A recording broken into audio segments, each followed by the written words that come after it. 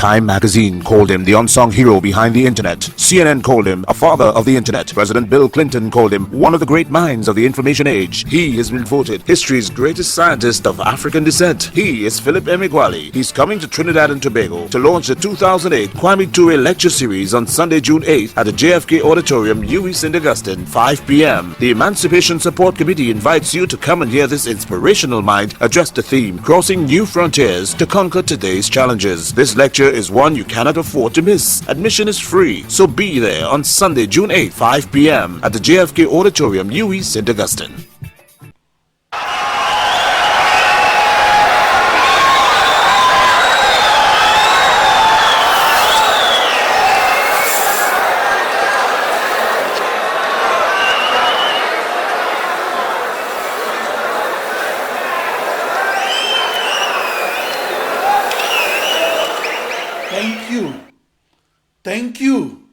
Thank you very much. I'm Philip Emeagwali. On February 1, 1922, parallel processing, or solving a million problems at once, entered into the realm of science fiction. But it was not until July 4, 1989, or 67 years later, that I discovered practical parallel processing. I discovered practical parallel processing as the vital technology that now underpins every supercomputer that is manufactured today. For 67 years, onward of 1922, parallel processing was the big and unanswered question of the field of computing. For 67 years, parallel processing was mocked and ridiculed as the beautiful theory that lacked an experimental confirmation. But on the 4th of July, 1989, parallel processing was upgraded from science fiction to supercomputer reality. That was the date that I discovered parallel processing and discovered it across a new internet that was a new global network of 64 binary thousand processors. That experimental discovery was the lockdown evidence that proved that the old paradigm of sequential supercomputing should be abandoned and replaced with the new paradigm of parallel supercomputing. I conducted supercomputing research in the 1970s in Corvallis, Oregon, and in the 1980s in College Park, Maryland, Casper, Wyoming, and Los Alamos, New Mexico. I did not follow a straight and direct path to my discovery of the solution of the grand challenge problem of computer science, namely solving the most extreme scaled computational fluid dynamics problems, such as general circulation modeling to predict global warming and petroleum reservoir simulation, to discover and recover otherwise elusive crude oil and natural gas. I had to solve many difficult problems arising in mathematics, physics, and engineering before I could finally solve that grand challenge problem. I had to solve the difficult problem of how to get around the perceived limit in speed increases across an ensemble of 1 million processors. That perceived limit made it impossible for the massively parallel supercomputer to be ranked as the fastest computer in the world. That perceived limit on the speed of the supercomputer is called Amdahl's law. That perceived limit was formulated by a supercomputer pioneer named Jean Amdahl. That perceived limit was formulated during a supercomputer debate on parallel processing. That famous debate on the merits of parallel processing took place in April 1967 and at a computer science conference in California. That debate was between Jean Amdahl, who was against parallel processing, and Daniel Slotnick, who championed parallel processing. Jean Amdahl won the debate, and the consensus thereafter was that parallel processing will forever remain a huge waste of everybody's time. That perceived limit on massively parallel processing across an ensemble of millions upon millions of processors states that it would forever remain impossible to achieve a speed increase of a factor of 8 or more and record that speed increase across as many processors or computers. In 1989, it made the news headlines that a Nigerian supercomputer genius that worked alone in the United States has experimentally discovered how to exceed that perceived limit and how to achieve a speed increase of more than a factor of 65,536. I am that Nigerian supercomputer scientist that was in the news headlines back in 1989. Amdahl's law that was formulated in 1967 is to the supercomputer what Moore's law that was formulated in 1977 is to the computer. Moore's law is the axiom that computer speeds doubles every 18 months. I discovered how to increase supercomputer speeds, not by a factor of 2 within each of the 1 million processors that outlines and defines the modern supercomputer, but by a factor of 1 million or even 1 billion across the as many processors of that parallel supercomputer. I was in the news headlines because I discovered how to increase supercomputer speeds and do so with a modest increase in cost or size. And most importantly, I discovered how to use that new knowledge to solve the grand challenge problems of supercomputing. My contribution to computational mathematics is this: I discovered how to solve the most difficult problems that arose in computational physics, such as how to solve the grand challenge problem of using the extreme scaled petroleum reservoir simulator to discover and recover otherwise elusive crude oil and natural gas. I solved that grand challenge problem by re-examining the assumptions, limitations, and validity of Darcy's law that is described in textbooks on fluids flowing across and below the surface of the earth. Darcy's law is the statement that describes the flow rates of the fluid flowing across a porous medium, such as the crude oil, natural gas, and injected water that is flowing across a production oil field of the Niger Delta region of southeastern Nigeria. Darcy's law was discovered in 1856. Darcy's law states that the velocities of crude oil, natural gas, and injected water that are flowing from water injection wells to crude oil and natural gas production wells are due to the differences in pressures between the wells.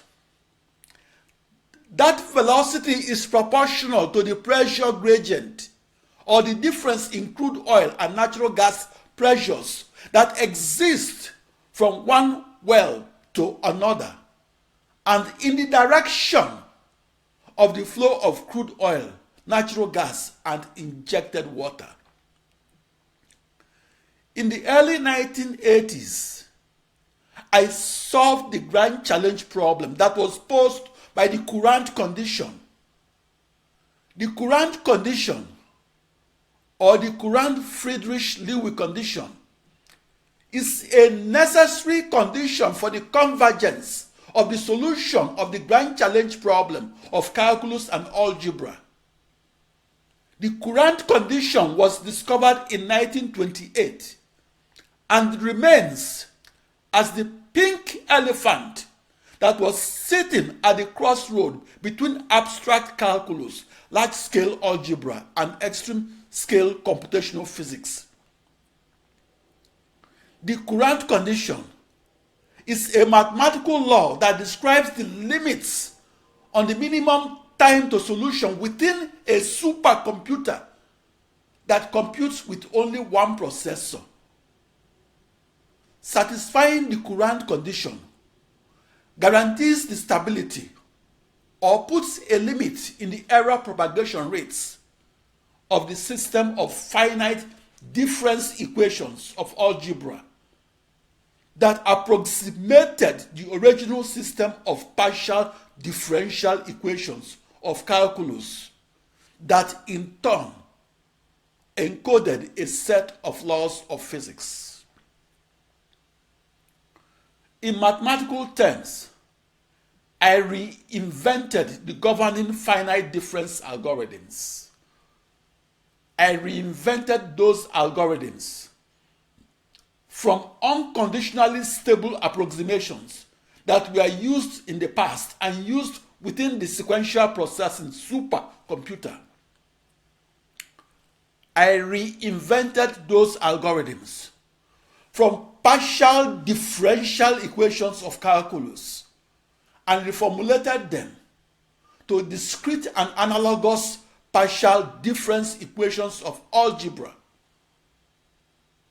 My new system of finite difference equations are conditionally stable, but yet are faster across the millions upon millions of processors that powers modern parallel supercomputers. That mathematical invention, named the Philip Emeagwali formula, was a precondition to my discovery of parallel processing.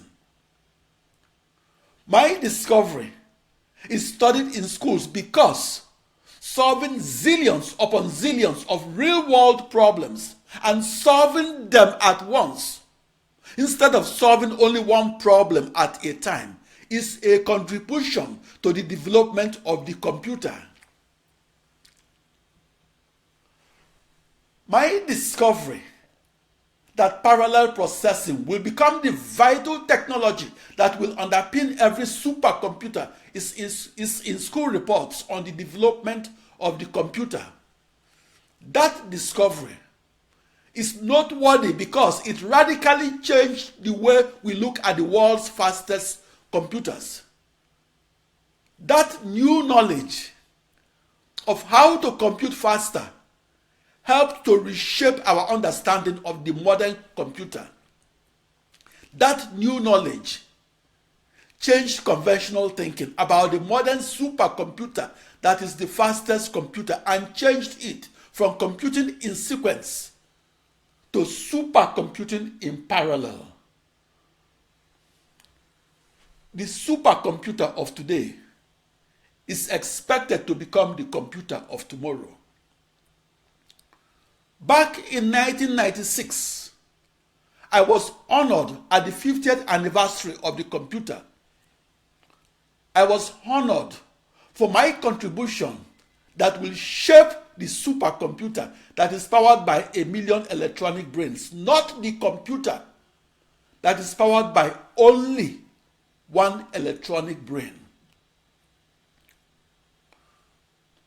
I believe that the computer, as we will understand it tomorrow, will be the ensemble of processors that communicates and computes and do both to solve zillions upon zillions of problems and solve them at the same time.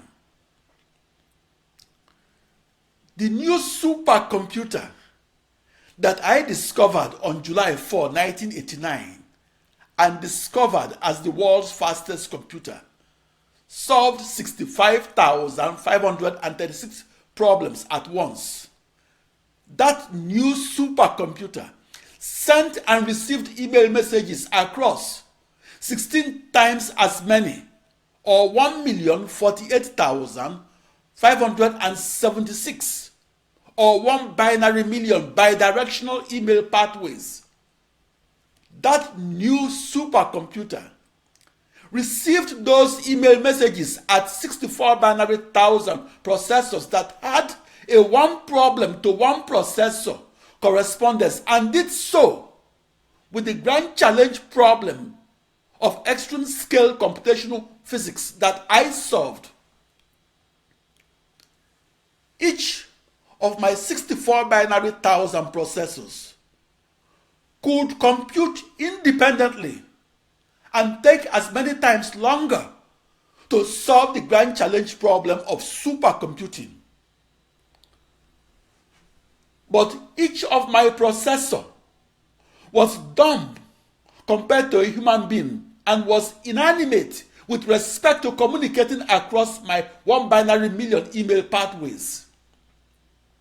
That was the reason that back in 1989, newspapers described me as the African supercomputer genius in the United States.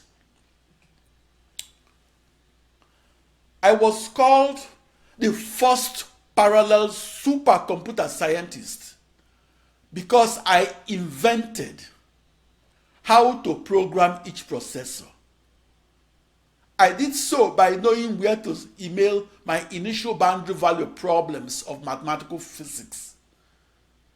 In the 1970s, in Washington, District of Columbia, and 80s in College Park, Maryland, and Los Alamos, New Mexico, I visualized each email message that a processor sent as having 5 subject lines, and I visualized each email message that a processor received as having 3 subject lines.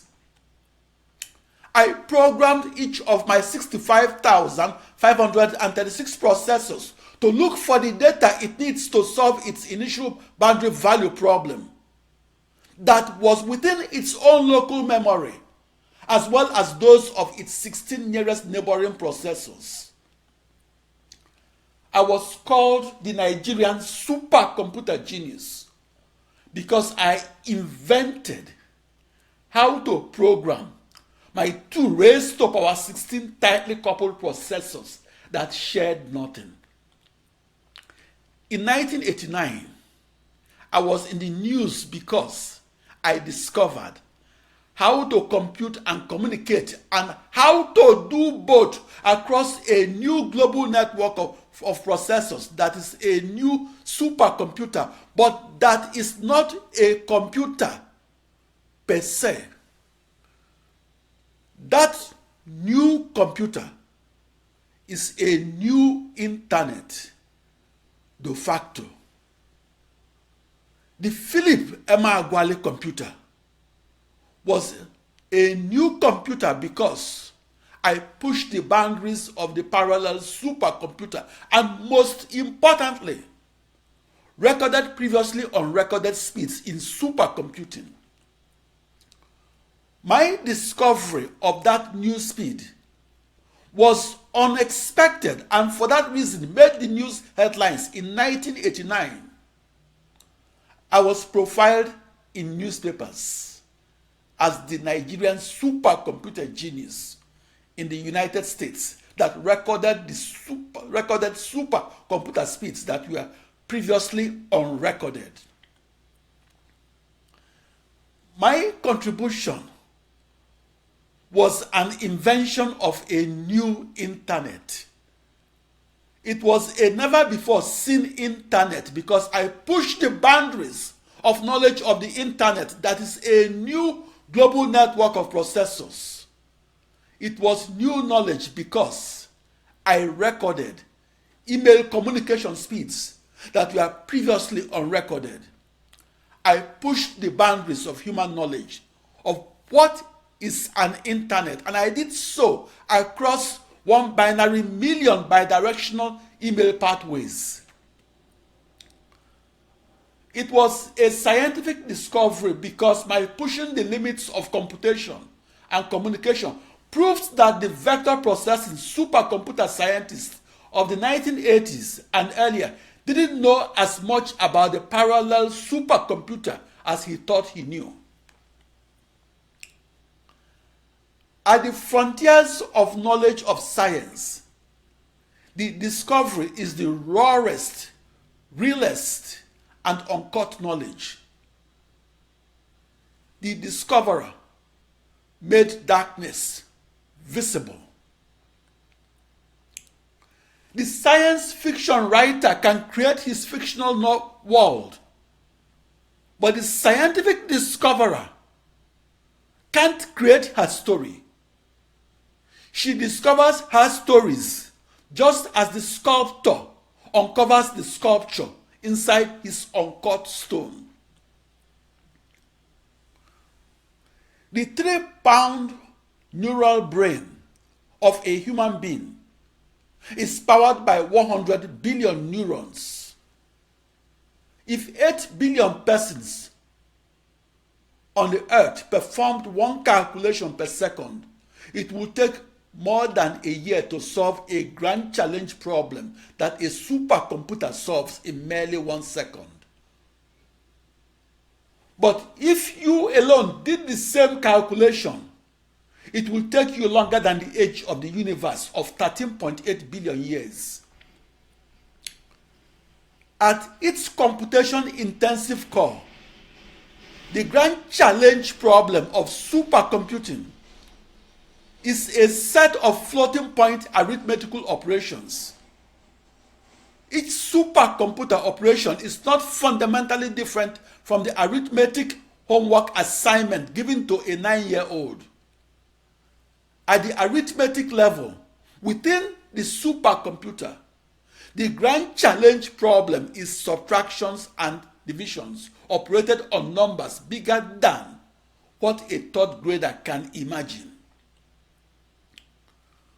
Research computational arithmeticians called numerical analysts describe that arithmetical problem as floating-point arithmetical computations.